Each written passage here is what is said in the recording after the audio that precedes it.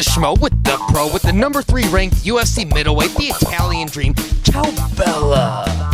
How we doing? Las Vegas, Nevada, back from the trip. You were going all over Europe. Victory parade. How we doing, my man? Doing good, man. Just came back on the grind and getting ready for the next one, to be honest. Big victory, UFC 286 against Roman Dolidze, man. You got to feel pretty good now. You solidify your ranking. You're the number 3 ranked guy. You took care of business. Yeah. I mean, it's good. It's another win back on the win column. And, yeah, man, I want to stay active this year. And I'm looking forward to the next one, There's a lot of opportunities out there. Division is super open. And so, yeah, man, I want to stay active. I want to fight at least another couple times this year. And we'll see, we'll take it fight by fight. And I'm sure I'm going to fight for that title pretty soon. What was the biggest adjustment that you feel you made this fight camp in Las Vegas versus doing things over there in Huntington Beach prior?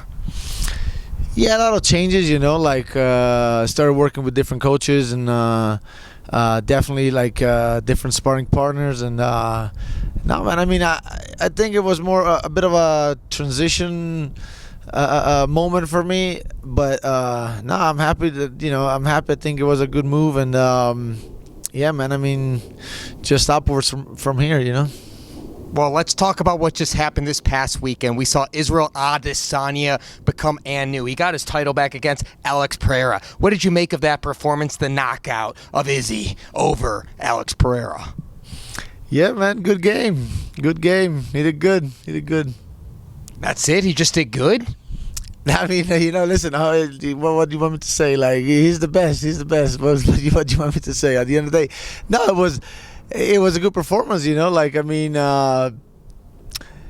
mean, he was actually getting beat up until then, but then, when you pull it off like that, it just, you cannot say nothing about it. But, good game, he pulled it off. Pereira was lacking for one moment, and then he caught him. So, good game. Do you think Alex Pereira is worthy of an immediate rematch, or do you think he goes up to 205? Who do you think Izzy faces next? I don't know, man. To be honest, of course, I would like that fight. It's just we'll see. We'll see. And now, I don't know. To be honest, what's next, and I don't know what's next for him. I don't even know what's next for me. So I mean, to be honest, we'll see. I think Pereira deserved a third fight with him, which actually a 5th fight. But yeah, I mean, Whitaker deserves it too. So we'll see. We'll see. Well, let's talk about you. Do you fight someone ahead of you? Do you fight Robert Whitaker again? Do you fight Pereira if he doesn't fight Izzy? Do you fight Izzy for a 3rd time? Or are you willing to fight somebody who's ranked behind you? Again, the UFC will put somebody in front of me. At the end of the day, listen, I want to go out and just put on some very good performances, and then I know the title is gonna come at one point. So yeah, that's it. To be honest, I'm not really making up my mind too much, and we'll see. I mean, if that Whitaker fight comes up again, I'll take it. If they don't fight, Pereira might come up too. Maybe I'll fight Pereira. So maybe I'll fight Cannonier. We'll see. Maybe it's Cannonier, maybe it's Pereira, maybe it's Whitaker again. There's a lot of options for you. But how many victories do you think you're going to need to get in order to fight for the title again?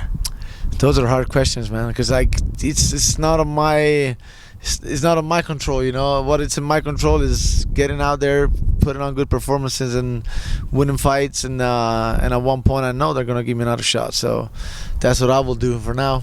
What do you make of Uncle Chael Sonnen breaking the news that Paulo, Costa, Khamzat, Chimaev linked together for a fight over there in Abu Dhabi, October? That's a pivotal fight in the middleweight division. Yeah.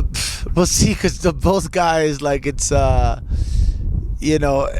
see. A lot of things goes into a fight, and let's see if they're gonna show up actually both and be able to make that fight.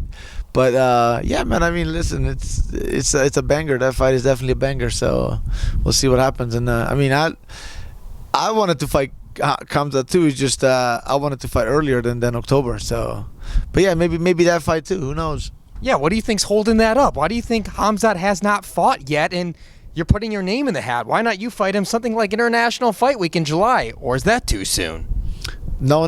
That for me would be great. I don't know. Maybe Ramadan. I don't know. Ramadan for him. But yeah, he wanted it to be October. So I was like, nah, I want to fight before that too. But yeah, like even they're saying like Costa and Khamzat all the way till October. So many things can happen. So.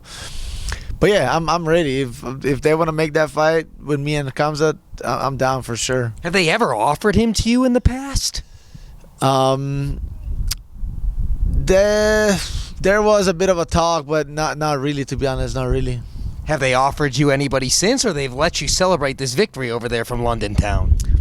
No, they mentioned somebody, but it was super early. Like it would have been in maybe 6-7 weeks, not even maybe. Like actually now 6 weeks from now, I said I gotta go back and I gotta deal with a couple things out here too, like settle a bit better, because everything happened so fast since I moved out from California. So I was like, it's not really much of a point to just rush things out and just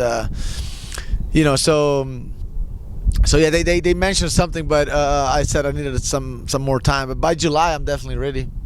Have you found all the good Italian spots here in Las Vegas yet? The Schmo knows there's great Italian here in Las Vegas. I've found a couple, but all the time I always end up at the Wynn, to be honest, most of the time. But yeah, also there's a guy, one of my friends in Henderson. He has like a trattoria italiana, which I always go there too.